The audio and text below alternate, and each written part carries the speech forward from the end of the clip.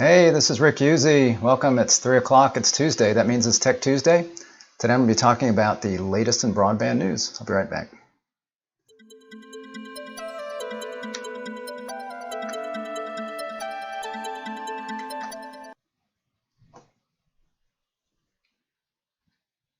Thanks for joining me, Rick Uzzi, here with Tech Tuesday. So today's topic is the latest in broadband news. And I'm just going to go through some stories that I think are interesting for just some recent stories that I think apply to if you're a broadband service provider that I hope you'll find interesting. So here's something that has been an issue for a long time is net neutrality. It's kind of gone back and forth. And do we need net neutrality? Do we have net neutrality? You know, in my opinion, we already have it. Obviously, there's not people out there that can't get to content on the internet. But it seems like government is always trying to regulate things. And there were some issues early on with maybe some service providers that were throttling some things. If it was maybe a competing service early on. But those are always dealt with within the regulatory structure that we have now through the FCC and the FTC. So net neutrality was put into place. There were some regulations put into place that made basically broadband internet like other communication services through Title II, Telecommunications Act. And that was put into place under the Obama administration. It was repealed or removed from the Trump administration. And it has not yet been put back in on a federal level, but California has set their own net neutrality rules, and that's currently being challenged in the courts. But the latest situation with that is that the appeal, right now it looks like it is going to be going into effect, or at least they have not put an injunction on it while it goes through the rest of the court. So you see here ISPs appealing enforcement of California net neutrality rules. The Ninth Circuit, that's in California, ruled against providers' request for a stay. Cable and telecom internet service providers, wired and wireless, have signaled that they will be filing an appeal by Friday. That was a few days ago, February 11th, of a lower court decision not to block enforcement of California's net neutrality rules, asking a full complement of U.S. appeals court judges to review a panel decision that went against them. So they want to get the full panel now instead of 3 judges. So basically, they wanted to stay, and this 3-judge panel said no, it still needs to work through the courts. So the plaintiffs' appellants are the ACA Connects, that's American Cable Association, CTIA, NCTA, the Internet and Television Association, and U.S. Telecom. Cable ISPs had asked the Ninth Circuit to overturn a U.S. District Court's decision not to grant a preliminary injunction against the California Internet Consumer Protection and Net Neutrality Act. So what's really challenging about this is one state that's saying we're going to put in net neutrality rules. So what does that mean for the rest of the states, and how, you know, so this is something that really does need to be on a national level if it's going to be done. It really does need to be done by the legislative branch. They tried to do it through the FCC, and you know, it was deemed that they did not have the ability to do that. They did not have the authority to do that. So this is kind of crazy that they're trying to do it on a state-by-state basis, especially in California, where you would anticipate that they're taking this on. So 2 weeks ago, the lower court decision to allow the rules to go into effect while the underlying changes works its way through the courts was upheld by a panel of the Ninth U.S. Circuit Court of Appeals. So in other words, the stay was not granted. The 3-judge Ninth Circuit panel, one of the most liberal circuits in the federal appeals court system, agreed with the district court that the FCC lacked the authority to preempt the state law because in reclassifying internet access as an information service under Title I, Title I of the Communications Act, the FCC no longer had the authority to regulate it or regulate in the way it did when broadband was a Title II telecommunications service. So again, 3-judge panel.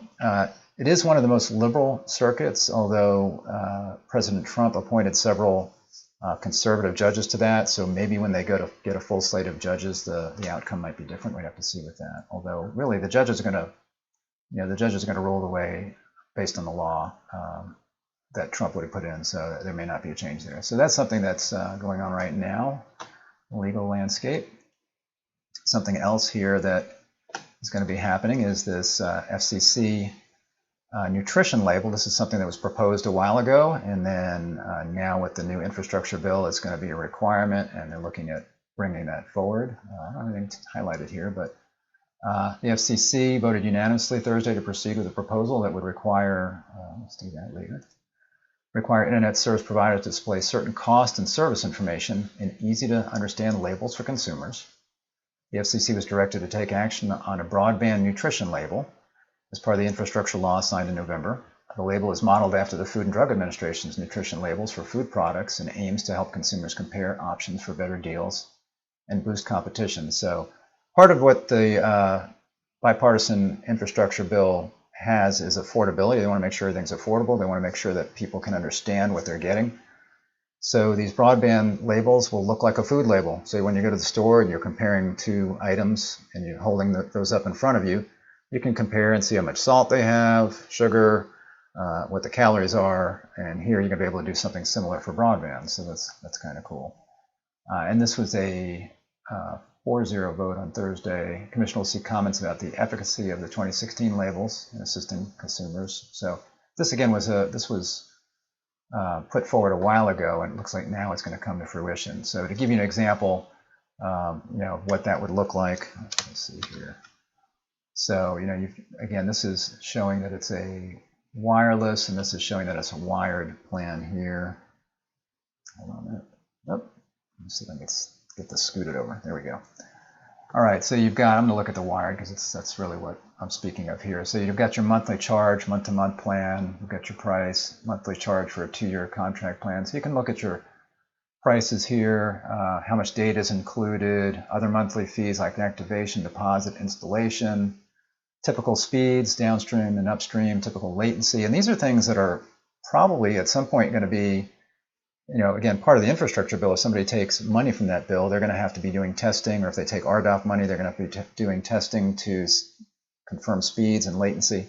So some of this may be real world information, or they may be required to get this information, testing for that.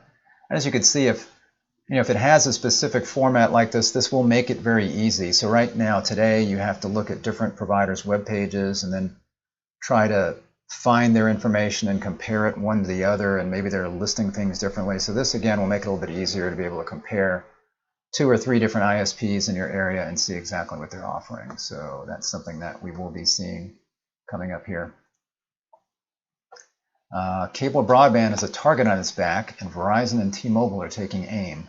So if you watched the Super Bowl, you would have seen this as well. It mentions that here. If you watched Super Bowl yesterday, great game, by the way, it was. And this was just Sunday, obviously. And specifically the commercials, you may have witnessed brewing competitive battle for home broadband, and specifically cable broadband. Both Verizon and T-Mobile. So you noticed, if you watched the game, there were several 5G commercials and then lots of electric cars. Those seem to be the prevalent things that were being advertised. Oh, and lots of weird new drinks from beer companies. So I noticed that as well. Both Verizon and T-Mobile featured ads to the tune of $7 million apiece, what they were charging for the Super Bowl ads, for their fixed wireless service, which aims to take on cable's home broadband dominance in larger markets. Verizon's ads rekindled the dark comedy movie The Cable Guy, featuring comedian Jim Carrey. That movie played on the poor service reputation of the cable industry. So that was pretty funny. I'm not going to play it, but there's Jim Carrey. T-Mobile got on the bandwagon too with an internet with no BS commercial.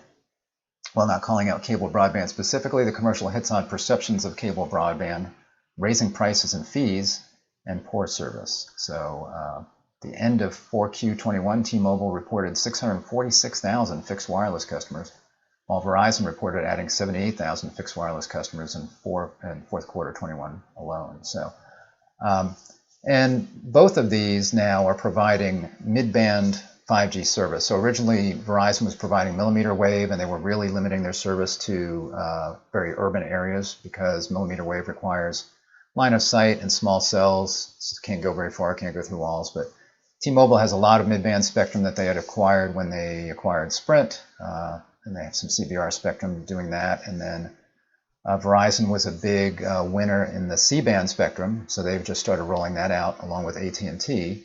So they all now can cover pretty good areas with 5G. The question is going to be, can they unhook somebody who's happy with their cable service? So it's more important than ever for a cable operator. If they're going to have encroachment from a 5G operator like this, or somebody maybe fiber overbuilding in their territory. They need to be really up on their customer service now because there's more competition on that. That's going to be coming. And in fact, we'll see here in a minute. Is this it? Sorry. No, that's 10 gig.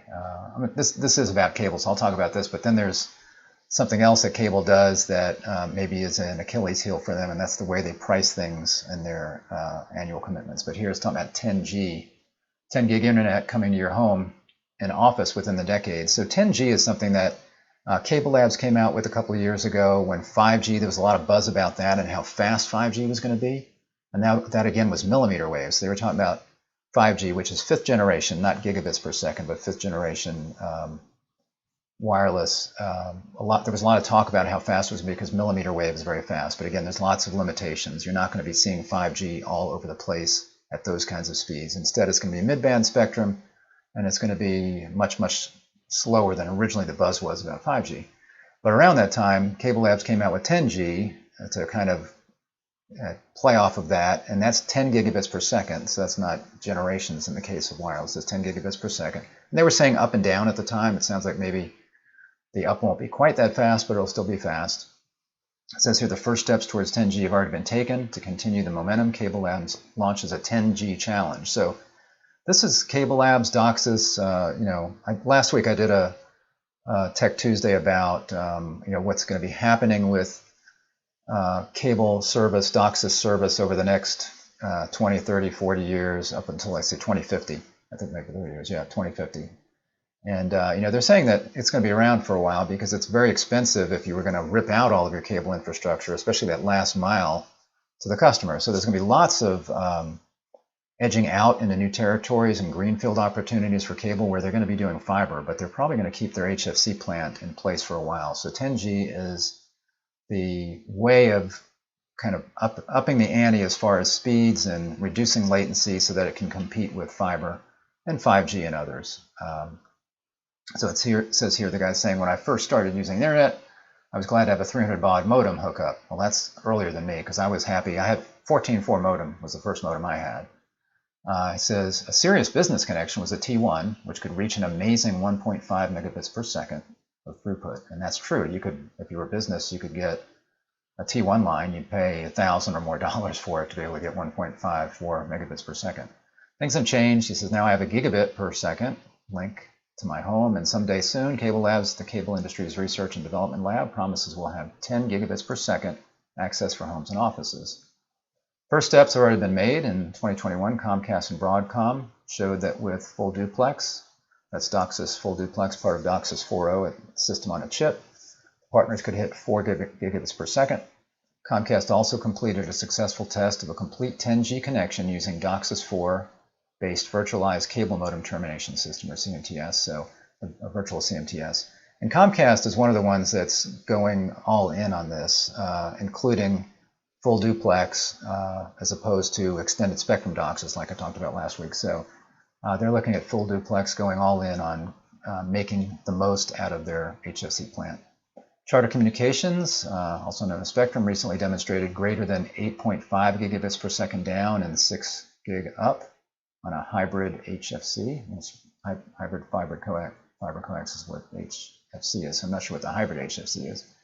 This was done without laying any cable or fiber, but by using pre-existing HFC infrastructure. So what they're saying there is I think they didn't lay this pristine cable fiber network and then demonstrate it there. It sounds like they did it over an existing plant that they had. Cable Labs member Armstrong took it one step further. Their company launched a 10 gig fiber optic network in Medina, Ohio to customers. This delivered 10G access to more than 3,000 businesses and residences in the area. So it is happening. And then Cable Labs has really been pushing this. They're really pushing the idea of why we need to get to this point on the new kinds of immersive applications that we're going to see on the internet, including virtual reality, augmented reality. So they've got this 10G innovation that says to continue innovation momentum, Cable Labs has launched the 10G Challenge to accelerate the work of innovators, startups, students, and entrepreneurs in developing 10G applications with total prizes over 300,000. The 10G Challenge is designed to inspire innovators to leverage the emerging 10G network. 6 winners will be chosen, and the grand prize winner and category winners will have the opportunity to present their technologies at the SCTE Cable Tech Expo trade show, which is coming up later this year. I think it's October, if I recall. And this is the 10G challenge. So basically, what they're doing is they're trying to get folks to develop the applications or the use cases of why 10G, and again, let's say that it's 10 gig up and down or something close to that, why we need that. And again, Cable Labs is pushing that for a couple of different use cases in categories of live, work, learn, and play. And then it's being judged here, shows by Mayo Clinic, Corning on the work side, Zoom on the learn side, that makes sense, and then play, doesn't say who's judging that. And anybody, it looks like anybody can submit an idea of how this can be done. I don't know how much documentation, but you can see here the requirements. Your video should include what problem your technology solves, description or demonstration of your solution. So it sounds like it needs to be pretty serious. Why your technology is dependent on low latency, reliability, security, and or speed. So those are all of the things that DOCSIS 4.0 are trying to cover. Obviously the high speeds, but also low latency with low latency DOCSIS, reliability, security, those kinds of things. How your solution impacts the way we live, work, learn, or play. So again, one of those categories. And let's see, all submissions were reviewed by representatives from industry experts to determine finalists in each category. And again, winners will be chosen by business leaders and will be notified by August 22nd. And then you can see the prizes here. So there's a grand prize of $100,000. So if you're an innovator, you should be looking into this. And then each category, there'll be category winners that'll get $50,000 for each one of these 4 categories: live, work, play, whatever the other one was.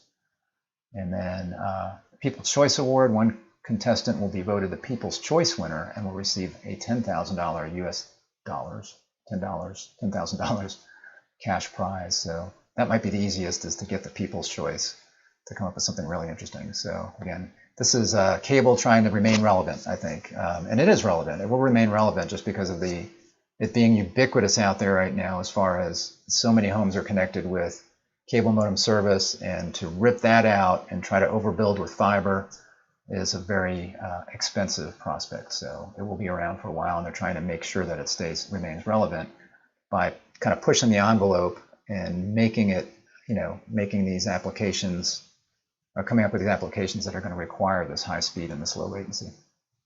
Now here's the story I was talking about, that fiber could force cable to overhaul its pricing model, say analysts. So the cable industry has long operated using a promotional pricing strategy that we all hate, right? With consumer broadband costs jumping up once an introductory period has ended. So you look at the promo, and it's $50 a month, and it's TV, it's broadband, it's telephone, it's or whatever. So you get this really low price, and it's good for a year. They lock you in for a year, and then the price goes way, way up. It might triple or quadruple at that point. So none of us like that. Let's see. So the cable industry has long operated using a promotional pricing strategy, with consumer broadband costs jumping up once an introductory period has ended. But analysts argued the proliferation of fiber service options with flat rates could force cable players to rethink their strategy. In a note to investors, New Street Research's John Chaplin noted cable's promotional pricing is generally competitive with fiber offers. The problem, however, is that cable service ends up costing consumers significantly more than fiber once those introductory rates disappear.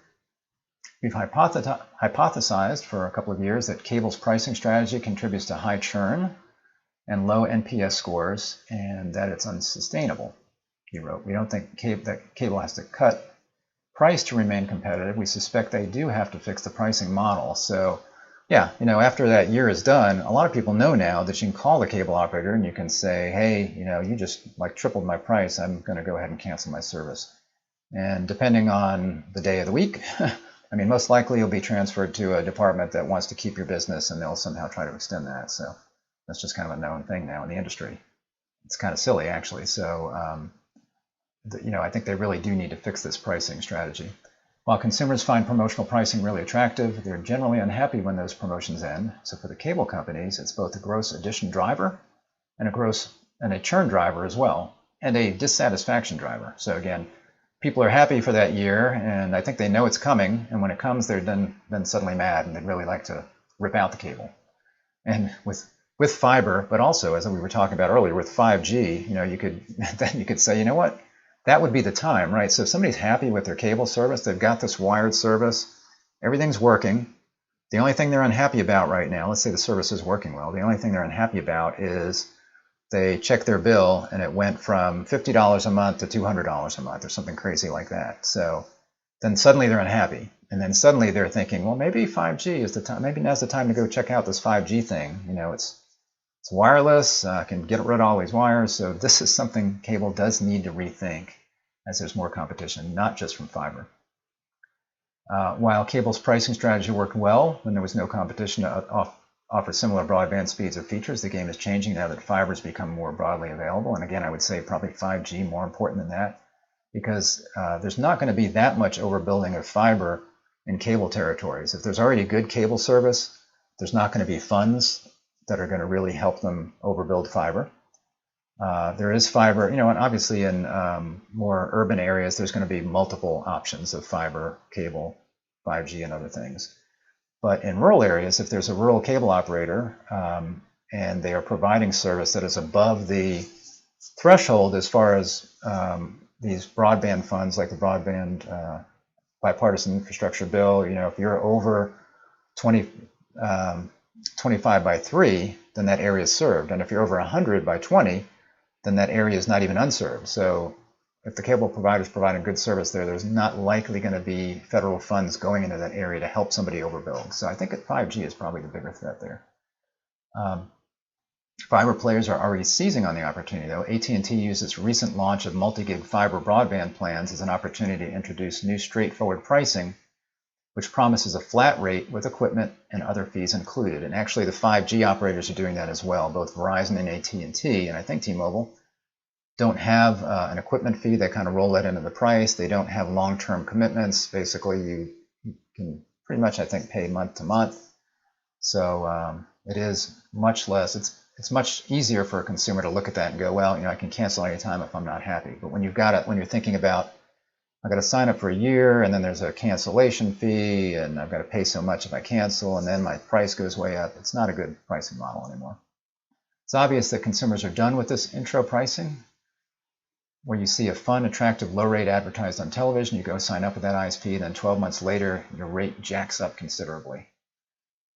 Chaplin said a shift by cable to the flat pricing model fiber players use might weigh on gross adds initially, however, predicted that net additions would ultimately land in a similar place over the course of a couple of years, while reduced churn would yield lower costs and higher margins. And again, I would think they would increase customer satisfaction by getting away from that, because people would not once a year feel like they have to call and renegotiate a price.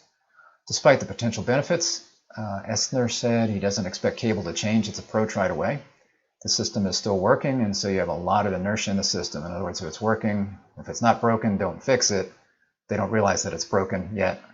Only when cable is actually losing customers will this change, he concluded. And they're going to start losing customers as more competitors come out there. It's just going to be a fact, and they will lose more, I think, if people have a reason to leave them, and one of those is when their price goes up. So they need to be considering that. Google Fiber workers set for union vote in March. I thought Google Fiber was pretty much over, but apparently it's still out there. I don't know if they're opening any new territories, but it's still there, and they are having to deal with this union issue. So a group of Google Fiber workers in Missouri will vote next month on whether to join the Alphabet Workers Union. Alphabet's Google's parent company, division of the Communication Workers of America. In a notice of election, the National Labor Relations Board said ballots will be mailed to employees on March 4th. We'll have until March 24th to return them. The votes will then be commingled and counted at 2 p.m. on Friday, March 25th at the NLRB's Sub-Regional Office 17 in Overland Park, Kansas. And that is one of the areas where Google Fiber has service. The ballots will contain only one question, asking employees to decide whether they want to designate CWA as their representative for collective bargaining. The vote comes after 10 out of 11 workers in Google Fiber's Kansas City, Missouri retail store signed union cards with AWU-CWA and petitioned the NLRB for recognition last month. The workers are empowered by employed by Google Fiber subcontractor BDS connected solutions. Though technically subcontractors, the workers' move is notable given a 2019 report from the New York Times that found Google employs more temps and contractors than full-time employees. So a lot of times when you are doing that, you're employing lots of contractors. You don't have maybe a health plan. There's lots of things that you don't get as a contractor. So this is probably driving some of that. CWA already represents workers employed by a number of other operators, including AT&T, Verizon, Frontier Communications, and Consolidated Communications. So you just add Google to that list. We'll see how that vote goes. What is Wi-Fi 7, and why should you care? So there's been some, Wi-Fi 7 has been talked about for a while, but it seems like the last month or two, some things are starting to happen with some equipment manufacturers, and people are talking about it more. So just to give you a quick rundown of what it is. Wi-Fi 7, and this is true to us, Wi-Fi 6 still feels like the new kid on the block, but it would appear that Wi-Fi 7 is just around the corner. In fact, MediaTek has already been demonstrating its Wi-Fi 7 technology to key customers and industry collaborators. And it's kind of like 6G, so people are talking about 6G now, and we're just now getting 5G rolled out. So Wi-Fi 6 is out.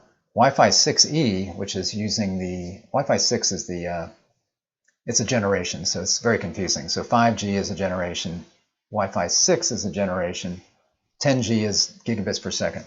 Wi-Fi 6 is a generation, but Wi-Fi 6E is about gigahertz. I think it's in the 6 gigahertz range, so they're not really related. So it's Wi-Fi 6 is a 6th generation. It just so happens that Wi-Fi 6E is an addition to that that uses the 6 gigahertz spectrum.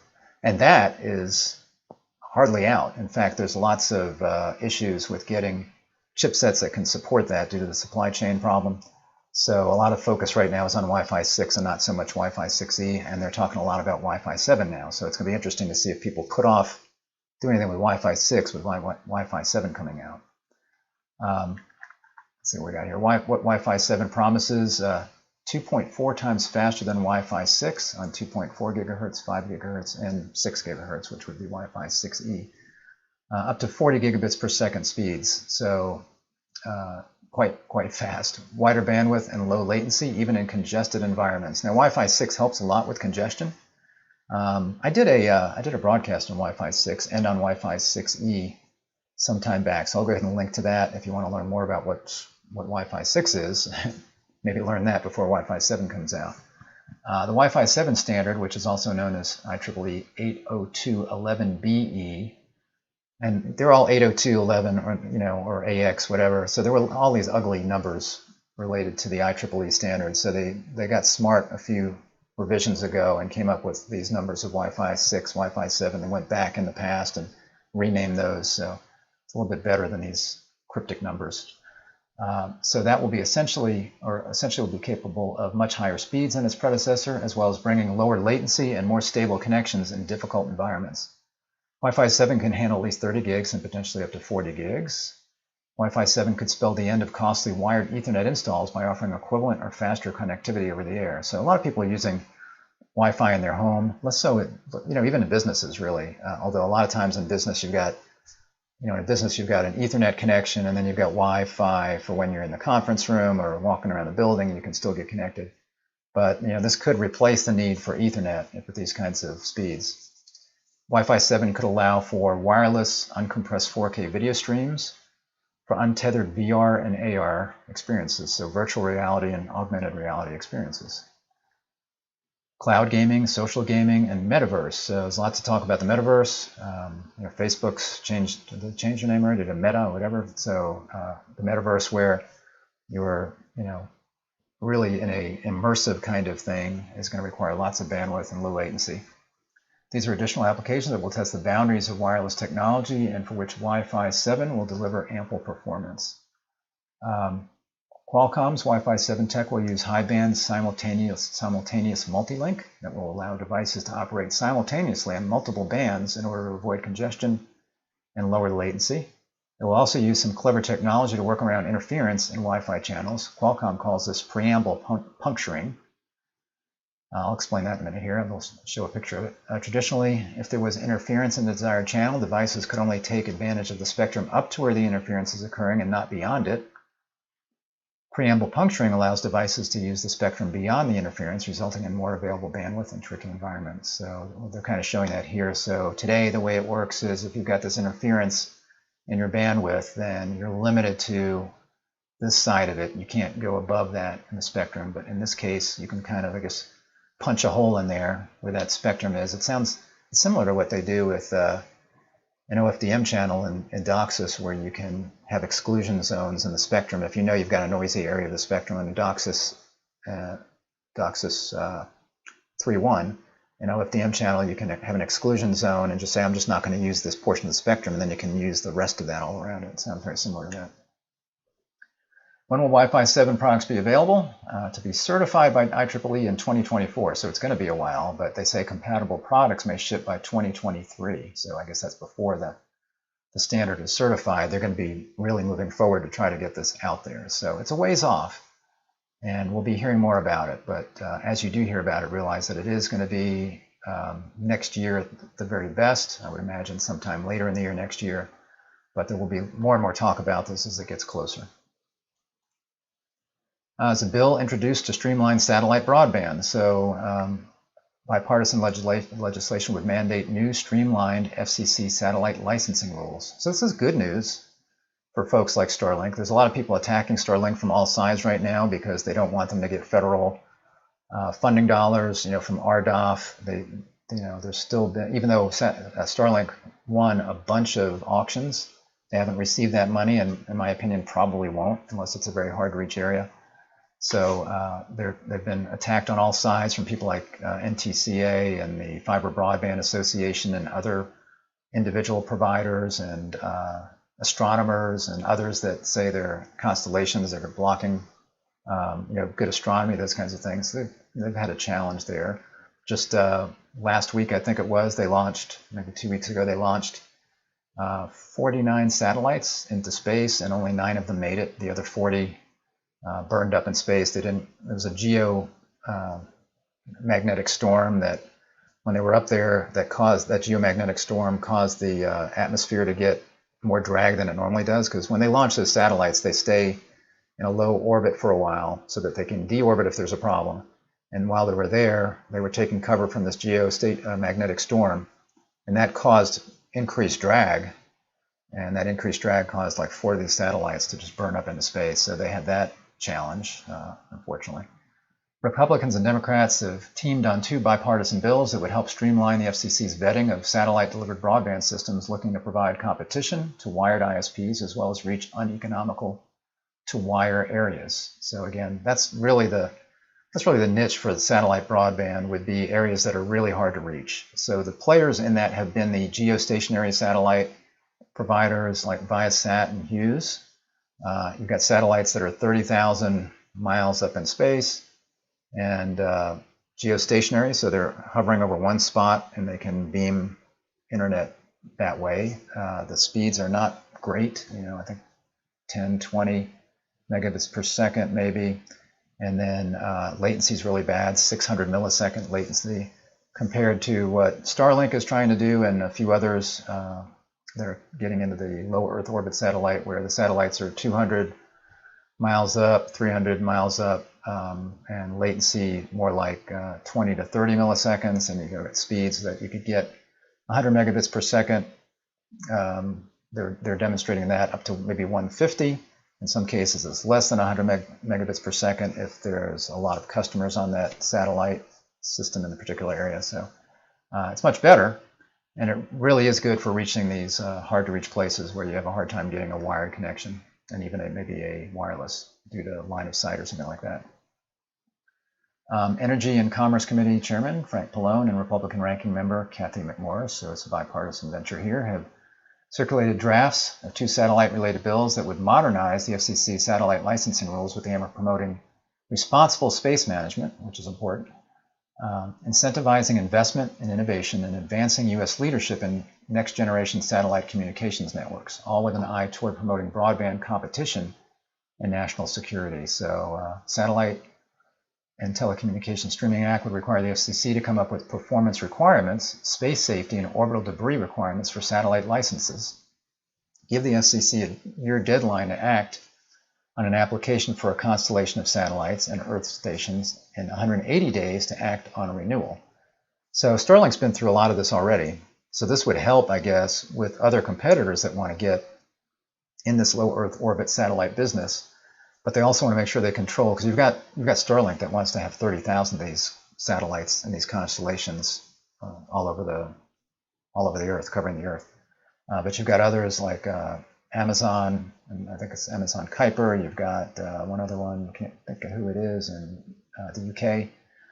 That's already got, I think, some satellites up. So you've got competitors out there, and I don't know, I guess it would have to be, I would think the FCC would only have jurisdiction over U.S. companies, but of course, if there's a company somewhere else in the world that's launching satellites that could be going over our airspace, but what they're trying to do is control the space as well as security here. That license does not cause harmful interference. They want to make sure the license does not cause harmful interference with another license, that it doesn't diminish the efficiency of spectrum of a functionally equivalent service, that it does not adversely impact competition among functionally equivalent services, and that it is a retail mass market broadband service. If it is, it will provide service to the largest economically feasible number of users. So they want to make sure it doesn't interfere with other like services, and that could be wireless services, for example. I could see there maybe being some interference there based on spectrum and whatnot. And again, they want to make sure that it can reach the largest number of people economically feasible if you're going to be putting satellites up there. The Secure Space Act addresses national security issues. It would prohibit the FCC from granting a license for satellite constellations if the license or grant of market access would be held or controlled by an entity that produces or provides any covered communications equipment or service of an affiliate, such as an entity and or for other purposes. And what they're talking about there is something like the Chinese companies ZTE and Huawei. They're one of the ones that the government's determined pose a threat to supply chain and national security. So we already don't allow their telecom equipment in this country right now because of concerns about the connection to the Chinese Communist Party there. And the White House touts affordable broadband subsidy. So they marked the 10 million American connectivity plan sign-ups, saying too many remain unconnected. So the Affordable Connectivity Program took over for the EBB, the Emergency Broadband Benefit. So that was part of the coronavirus legislation that came out. It was, I think, 2.4 billion or so, something like that, in funds that provided a, let's see, I think that was a $75 benefit with the EBB. That was reduced to $50 with the ACP. It's the American Connectivity Plan. It's really affordable connectivity program is what it is. And that's a $50 deal. So the White House trumpeted its broadband subsidy bonanza Monday in an event featuring federal or FCC Chairwoman Jessica Rosenworcel and Vice President Kamala Harris, who President Biden put in charge of closing the digital divide, and then Senior Advisor Mitch Landrieu, the broadband build-out czar. The milepost being marked was 10 million households enrolling in the ACP. Again, it's affordable connectivity program. That was the $14.2 billion subsidy that replaced the emergency broadband benefit. So again, this now is $14.2 billion. It's still in a sense, a temporary subsidy, because that money will run out at some point. So the question is, what will they do to keep that going if they can? But they're saying now 10 million households. And that really is probably, there were like 6 million households on the EBB before the ACP was signed into law. So that's probably that, or I would say it's definitely absorbed the 6 million from the EBB because that was part of the bill. So now it's the 6 million plus, I guess, another 4 million that have signed up for the ACP. Now that's gone into effect. Under the ACP, low-income residents can apply for up to a $30 per month subsidy. That was 50. Oh, I guess it was 50. All right, that's right. So it was 50, not 75. So it was 50 with the EBB, and it's 30 now. So apply for a $30 per month subsidy, down from the $50 per month that was the EBB, with residents of tribal lands getting up to $75. There's also a one-time $100 equipment subsidy to apply to laptops or desktops or tablets, but not to phones. The White House Monday also encouraged the public to spread the word about the program, including by printing out flyers and fact sheets and handing them out at community events or sharing digital versions on social media. So You can share that, but somebody needs to qualify for that. The way it works is that the ISP needs to sign up for it and say that, yes, we are going to do this. We're going to provide a $30 per month subsidy to people who qualify. And they need to make that available on every single plan that they have. So it could be a plan that they have that's a low-cost plan. Maybe it's 25 megs down. It's the minimum broadband, and they provide it for $30 a month. The person gets a $30 subsidy, and therefore broadband basically is free for them, right? Because they get that $30 subsidy applied to that. Or it could be their 1 gig plan. Maybe they sell that for $100 per month, and then again the $30 subsidy could go toward that. But they have to make this available for every plan that they have. And then the consumer has to sign up for it, and they have certain ways they can be eligible. I've got that here. So again, just to kind of what it is, the benefit provides a $30 per month toward the internet service for an eligible household. That's only one benefit per household, and up to $75 per month for households on qualifying tribal lands. And that mentions the $100 subsidy to purchase a laptop, computer, or tablet if they contribute more than $10 and less than $50 toward the purchase price. So it's not, they have to contribute somewhere between $10 and $50 to get that $100 subsidy. The ACP is limited to 1 monthly service discount and 1 device per household. And so who's eligible? They're eligible if a member of the household meets at least one of the criteria below, and then you can see what those are. So for example, income that is at or below 200% of federal poverty guidelines, or participates in certain assistance programs. So if they're already part of SNAP, Medicaid, Federal Public Housing Assistance, SSI, WIC, or Lifeline, then they automatically qualify. They participate in tribal-specific programs. If they're approved to receive benefits under free and reduced price school lunch program or the school breakfast program, they've received a federal Pell Grant during the current award year, or they meet the eligibility criteria for a participating provider's existing low-income program. So even if the provider has their own low-income program and they meet the criteria for that, I believe the criteria needs to be a similar kind of thing, then they can qualify for that. And this is actually on the fcc.gov/ACP website. So if somebody wanted to enroll, they can go right here. They just need to submit an application and contact their preferred participating provider. And there's even a link, you can click on it, but it goes to providers that are providing that service. You can click on your state and see if they're offering that, and also if they're offering the equipment subsidy as well. There's a little checkbox there. It tells what kind of provider they are, fixed, for example, fixed mobile, mobile. So that's the ACP. All right, well that's what's happening today in broadband. So if you like this, give me a thumbs up if you would on the video, and then subscribe and click the little bell if you are not subscribed, and then you'll be notified when you click the little bell when I'm live.